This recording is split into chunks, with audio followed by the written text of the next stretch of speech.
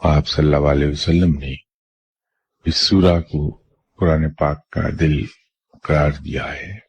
یہ سورہ مکی ہے اور اس میں 5 رکوع اور 83 آیات ہیں اس کی۔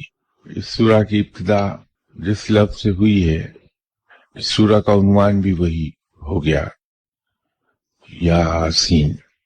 اس کے بارے میں علماء میں اختلاف پایا جاتا ہے کہ یہ لفظ ہے کیا، لیکن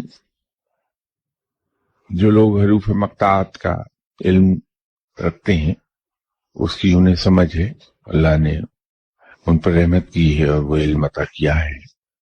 ان کے علم میں ہے کہ اصل میں یہ ان 72 ناموں میں سے ہے جو آپ صلی اللہ علیہ وسلم کو معراج کے موقع پر ہر منزل پر آپ صلی اللہ علیہ وسلم کو مخاطب کیا رب نے جن ناموں سے، یہ نام انہی میں سے ایک ہے، یہ لقب۔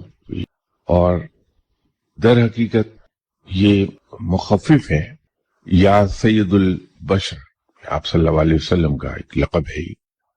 اس کی فضیلت تو سب سے بڑی یہی ہے کہ آپ صلی اللہ علیہ وسلم نے اس کے بارے میں یہ فرمایا کہ یہ قرآن پاک کا قلب ہے، اور خدا آپ صلی اللہ علیہ وسلم کی ایک اور حدیث ہے کہ تم اپنی اموات کے قریب سورہ یاسین کی تلاوت کیا کرو، تو حالت نزاع سے بآسانی گزر جانے کے لیے اس کی برکت استعمال ہوتی ہے۔ اس کی برکت سے جان کنی کی جو تکلیف ہے اس سے بڑی جلدی رہائی پا جاتا ہے۔